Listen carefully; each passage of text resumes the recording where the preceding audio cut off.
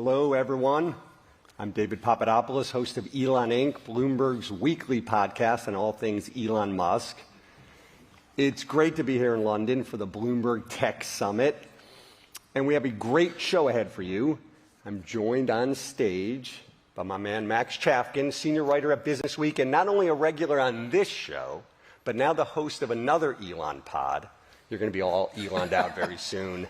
A mini-series on his political awakening called Citizen Elon that debuts today. Hello, Max. Hey. Also with us is Devika Shanker-Grandpierre, tech risk expert. Now, Devika spent over a decade working at large social media platforms like TikTok and Meta. Welcome, Devika. Thank you for having me, David. Okay, so given that the theme for today's event is trust, we're going to dive into the controversial evolution of X under Elon and how his move into politics is drawing ever greater scrutiny of the platform and its broader global empire. By the way, we're recording here, so try to, at some point in time, yuck it up, laugh it up, like pretend you're into it.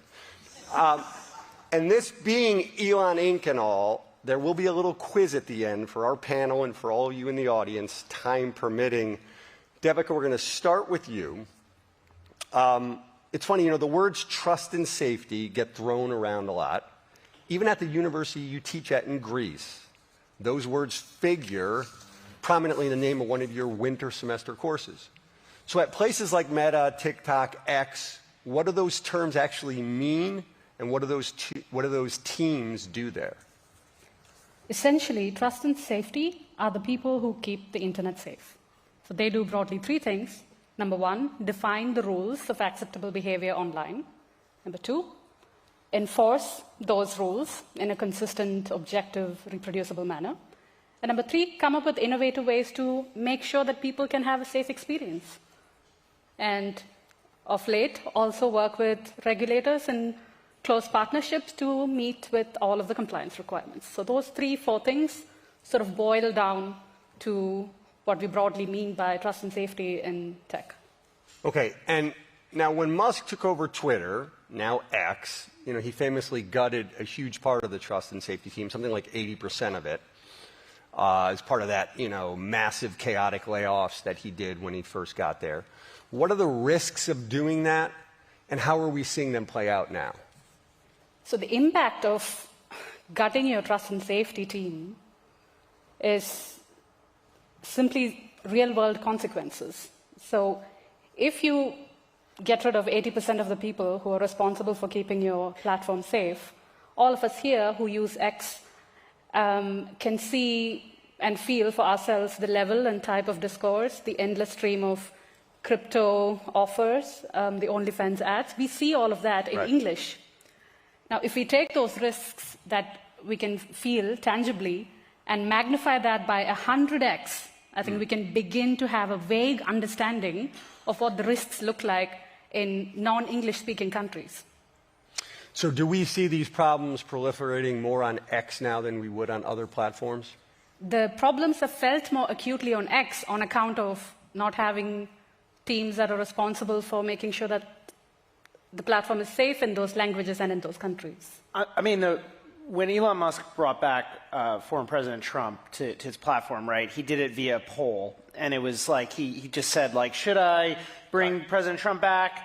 Yes or no? Vox Populi, Vox Dei, basically like, hey, whatever you think is cool. And it's such an interesting contrast to, like, Facebook, which was so the decision to ban Trump and then like what to do with him was so fraught that they created this entire like Supreme Court, like called the Oversight Board, literally, and they wrote this like lengthy brief, sort of discussing, and Musk, of course, is just shooting from the hip. I think partly because that's just how he runs his companies, and he's just decided, hey, how hard could it be to run a social media site, which of course overlooks like a lot of the problems that Devika is bringing up, and then, and then also has like these political reasons to do so.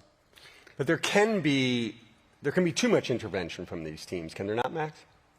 I mean, I think there's like a philosophical question of like how open should social media companies be? Like people talk about free speech and like, should it be unlimited free speech? So there's that question.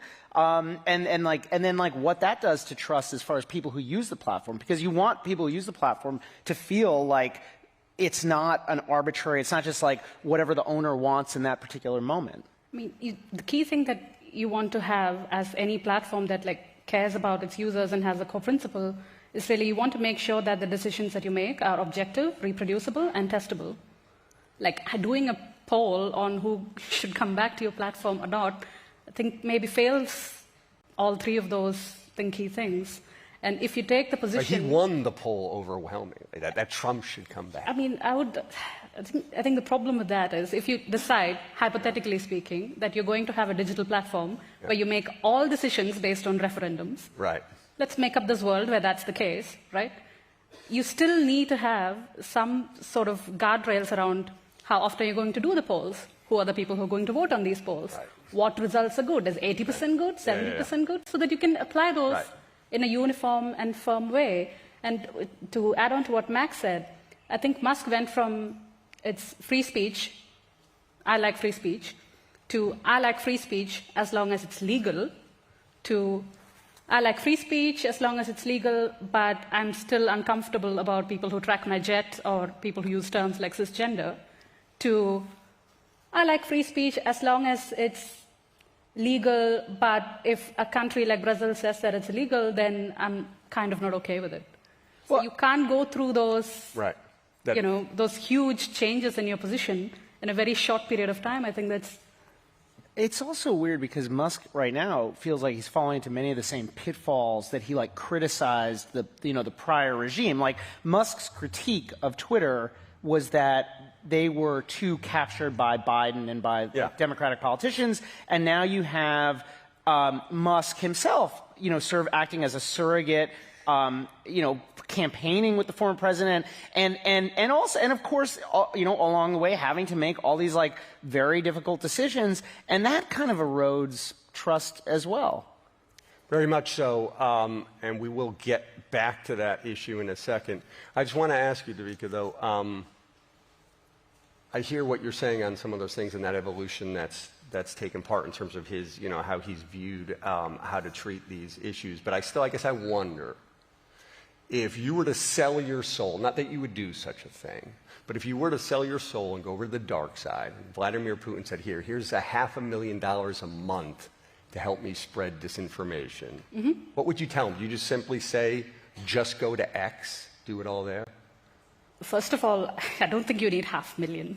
I think he's overpaying, but obviously that's... No, you. I'm offering you $500,000. I mean, it's, okay, so I think I'd probably say, go to X, because if you don't, X doesn't label any of the official Russian propaganda state media. There's no labels on any of them. So people interact with content from Russian state-sponsored points of view without really knowing that that's who they're interacting with. Yeah, I mean, the odds of getting anything, banned or removed are pretty low, no? Yes, they don't, at least according to the latest transparency report, there's no mention of what they're doing around covert influence operations or specifically disinformation. I think it again ties back to the original thing around, if you don't have anyone looking at the problem or measuring the problem, then I suppose you can take the view that there is no problem. Okay. You would sell your soul, by the way, easily in a second. But would you also send them to X, or do you have some other grand plan to spread this information? Well, I mean, I think what's so interesting about X is that it's a relatively small platform. I mean, Facebook, Instagram has a lot more, TikTok has more users. The reach has just shrunk. Now, I do think, and there's been all this talk around how Elon Musk changed X. He famously, as you said, laid off all these people and did all these things that sent a lot of users, including a lot of prominent users, including celebrities and journalists and so on, essentially running from the hills or defecting to Instagram and Threads, which is the, Instagram-like, Twitter version. But on the other hand, I think it still remains culturally relevant, and especially in the U.S. and especially in terms of conservative politics. It is where that political conversation still seems to be happening, and therefore, yes, if I were part of the Getting them $500,000 a month. media, and I have no other choice, right? Like, it does seem like a pretty effective way to like reach a politically engaged audience. And I think that's obviously bad from a, or not obviously bad. It might be bad from a societal point of view, but it is in some sense to Elon Musk's credit because X is still relevant. Yes, it has, despite the fact that it's shrunk some. Yeah. I think the relevance piece, right? I think regulators around the world are like waking up and realizing like what do we want to signal here? And exactly around that political conversation in the US, everyone feels that. But like if we just zoom out a bit, right? Currently there is an ongoing diplomatic standoff between India and Canada around the alleged assault and murder of a Sikh activist. If you go on X for understanding, or if you just want to see what's happening on this specific topic, all of the top cited algorithmically amplified sources of information are state media points of view. And why that is especially... State media from... Russia, in India. So that's Sputnik India, RT India. These are your top sources. And why this is interesting is because the content that Russian state media is creating in a country like India, it's extremely localized. It's memes, it's entertaining, and they seed their point of view so effectively in local languages that it gets picked up by journalists in India who still use X, right, for a variety of reasons. And then that's part of the mainstream conversation. And then it's hard to say where did it start. Hard to say where it starts, but it does get the people worked up. I want to talk a little bit about the riots that broke out here in the UK this summer in the wake of the mass stabbing in Southport. It reminded me of a cover story I read in The Atlantic years ago, and the gist of it basically was James Madison, one of the founding fathers of the U.S., was terrified of mob rule, feared that it could do to the young republic in the Americas what it did to Athenian democracy centuries earlier. It turns out in the U.S., for a long time, it was basically fine, a vast geography, a lot of mountains and stuff, and you can only keep a mob together amassed for so long. But you fast forward to today, so posits the piece. And we are now, both in the U.S. and arguably the U.K. and across much of the rest of the world, we are living under constant mob rule. The mob being, I don't have my phone with me here, but the virtual mob in our hands, our social media networks where we hang out in our tribal circles, working ourselves up into frenzies day and night. We are, quote, living in a Madisonian nightmare, the piece said. And Max, I wonder if I should say before I wonder, one more thing on this. The riots here were a concrete case of a virtual mob turning into an actual mob in the streets. Much of that virtual mob congregating on X, egged on by Musk, who was predicting civil war here. This is what I was wondering, Max. I was going to get to that. So the counterfactual is hard to map out and prove, but did the riots take place if there was no such thing as social media? I mean, there were riots, and this is what if you ask like a social media company, like an executive here, like they would say, well, there were riots before. Race riots existed in the world before social media, unfortunately. And yet, on the other hand, I don't know. I mean, it's really tempting to see this as a case where, like, the influence of these platforms and of our kind of just completely broken, like, information ecosystems that are very entertaining are spilling out in the real world. And then it creates this, like, additional problem when you're like, hey, social media companies, can you perhaps rein this in a little bit? Maybe you could try to help us like figure out how to deal with this, crisis. And the CEO of one of them, Elon Musk, is just like, hey, sorry, I'm busy posting my own memes about the race riot, which is what was going on. I mean, he was not only ignoring British lawmakers, he was just sort of like, pouring, extra gasoline on the fire. Yeah. I think the fire gasoline, like sort of contribution to the problem and the real-world consequences. Again, it's one of those things where you look at the entire globe and you see there are parts of the world where what's on the internet there is a direct link between what happens in the real world. I can give you an example, since we're on the unfortunate topic of riots. Just a couple of months ago, Bangladesh went through this huge period of political turmoil. The Prime Minister fled the country at extreme short notice. And there was a claim that one of the beloved cricketers, for everyone who follows cricket, our house was torched as part of communal violence in Bangladesh. And this was a claim that originated on X. And this was a time when internet was shut down in Bangladesh as a response to what can you do to control the risks and the spread of information, right? So this claim was fact-checked by multiple fact-checkers within, I want to say, 5 to 6 hours. But that context that this is misleading and this was false was not anywhere to be seen on the platform. And it kind of took a life of its own, and it spread to the neighboring countries, who then started to make kill lists of people who belong to minority groups within their local communities. And they did that on X in languages which are non-English. And you can still probably find a lot of them under the algorithmically amplified section of X for Bangladesh. So the actual contribution to a crisis, will riots still happen? Yes.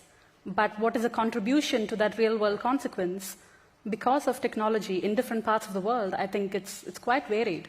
In some places, it's extremely high, like Myanmar or Bangladesh or India. And in some places, it's more muted, and where it's more around. Devika, we're running out of time. I'm just going to ask you one last question. We're actually going to we've run out of time for the quiz, which is a little, I'm sure for everyone here, is a little disappointing. Maybe we'll do it outside afterwards, Vox Populi style. But my final question for you is that there was a sense that Musk was going to be called, or some of the leaders of X were going to be called to the UK and held to account and forced to answer questions. That never happened. At the same time, do seem like there are some forces building here in UK and broader Europe where they have a slightly more dim or harsh view towards social media than is the case in the US. Are we going to see actions taken potentially in the future? Is Musk on a collision course with regulators here in Europe? I think yes, is a short answer. He's on a collision course. Definitely. I think the slightly longer answer would be, and I'm sure this is a discussion that is happening at Ofcom and multiple regulators and the European Commission around what is the message we want to send with regards to compliance to regulation of social media. So based on where they land on that spectrum, I think it's unlikely that it would be as extreme as Telegram CEO. Who was arrested in France, right? But it is now up to the regulators to send the right message, I think, because if there is no consequence for gutting your team that is responsible for keeping a used digital platform safe, if there's no consequence, then what message does that send to other platforms? What message does that send to startups who might be creating new platforms? How important is safety to them in their design? So I think it's definitely on a collision course, but maybe not as extreme as Telegram, which is on the other end. All right, very good. We're out of time. We need to end it there. But Devika, Max, thank you very much. Thanks.